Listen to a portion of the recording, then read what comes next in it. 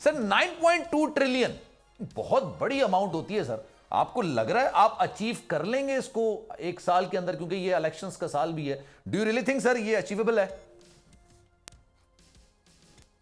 बिस्मिल्लाहिर्रहमानिर्रहीम। मेरा ख्याल है, देखें इसमें अगर आप क्लोज जायजा लें तो इस वक्त आपकी जो कलेक्शन हमारी नजर आ रही है 7.2 ट्रिलियन की नजर आ रही है, और जो अगले साल इन्फ्लेशन और जीडीपी ग्रोथ को अगर हम देखें तो 24.5 से 25% तक रहेगा।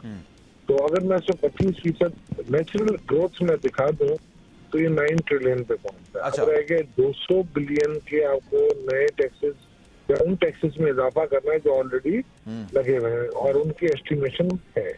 तो इसका मतलब है कि मुझे नहीं लगता कि कोई इसमें प्रॉब्लम होगा अनलेस कि कोई severe economic down trend. Sir वो बात आपकी दुरुस्त हो गई, लेकिन क्योंकि ये भी कहा जा रहा है ना अशफाक साहब कि इलेक्शंस का साल है ना, इलेक्शंस होने इस साल, और इसी वजह से ये सारा मामला चल रहा है। इसाक डार साहब ने एक ऐसा बजट पेश किया है क्योंकि सबको पता है कि जनाब अगर इलेक्शंस होंगे जिसकी भी हुकूमत आएगी वो मिनी बजट देगा। तो ये भी कहा जा रहा है कि 3-4 माह का बजट है, इससे ज्यादा का बजट नहीं है। आपको भी ऐसा लगता है? क्योंकि आपका ज़ाहिर सी बात है एक्सपर्टीज है इस बजट के अंदर, आपको लग रहा है ऐसा? देखिए, मैं इससे इत्तेफाक इसलिए नहीं कर सकता क्योंकि मैं बजट बनाने वालों में भी शामिल हूँ। जी जी बिल्कुल सर। और मैं इसको फुल्ली इंडोर्स भी करता हूँ। अच्छा ठीक है। देखिए, अगर कोई नाकिद उसकी बिल्कुल अपनी राय का इजहार करने की उसकी आजादी है।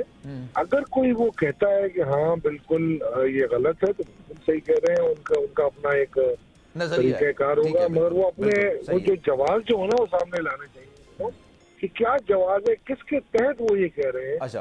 कि ये नहीं है। देखिए, मुझे कोई मैंने भी कल रात को बहुत चीजें सुनी और काफी टॉक शोज में मैं था, मगर कोई ऐसा जवाब मुझे मैं एक जवाब आपके सामने रख देता हूं। उनका जवाब ये वो कहते हैं कि जनाब आपने सरकारी मुलाजमीन की तनख्वाहों में इजाफा आप लोगों ने कर दिया है। अब जब आप इलेक्शंस की बात करते हैं या जब भी सियासत की बात करते हैं, कहते हैं जनाब खजाना खाली है, लेकिन आप 30-30, 35-35% स्लैब के हिसाब से आप जनाब उनमें इजाफा कर रहे हैं। तो सर ये किस तरह, जब खजाना खाली है तो फिर आप इजाफा किस तरह से कर रहे हैं? टैक्स छूट आप दे रहे हैं, ये किस तरह से देंगे? IMF से आपकी डील हो रही है, तो सर ये किस तरह से करेंगे? ये वो जवाब पेश करते हैं। सलमान साहब, आप माशाल्लाह एक बड़े मजे हुए एंकर हैं। आप मुझे बता सकते हैं गवर्नमेंट चलाने का खर्चा कितना है टोटल? सर दोबारा बताइएगा, क्या कह रहे हैं आप?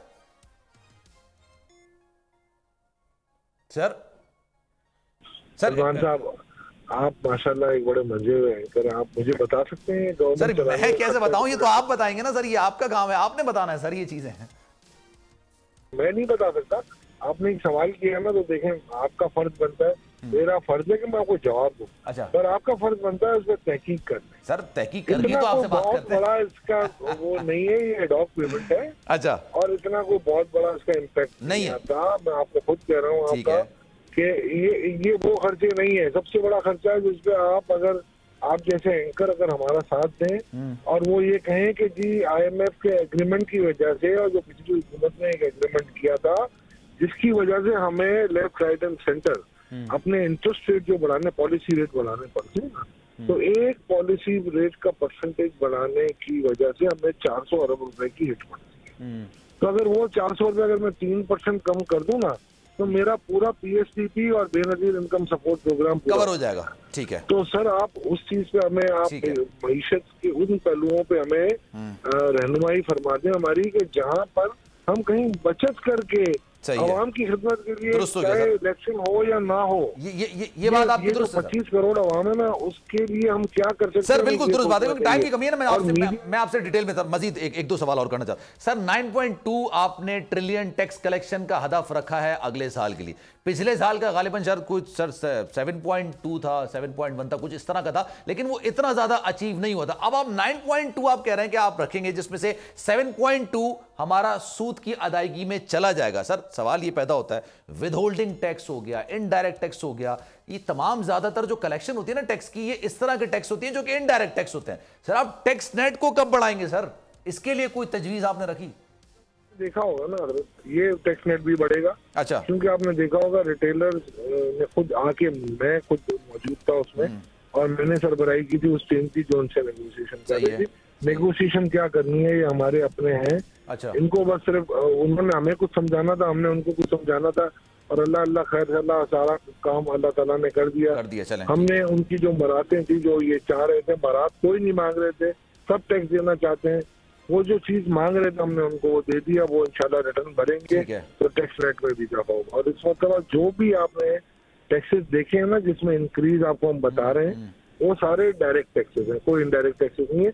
इनडायरेक्ट टैक्सेस में कमी की गई है। मैं आप देखेंगे ना कस्टम ड्यूटियों में बहुत ज्यादा कमी गई है, तो बिलवास्ता टैक्स में काफी कमी हो चुकी है। चलें sir, thank you so much for your time. बहुत अदलो इंसाफ की बात सब करते हैं, पर हकीकत में सच के साथ निडर होके खड़े रहने की जुर्रत नजर नहीं आती। बोल ने तश्कील दी 10 कोर्ट रिपोर्टर्स की टीम, जो केस की बेस तक जा पहुंचे। पैनल पे सफे अव्वल के लीगल एक्सपर्ट्स।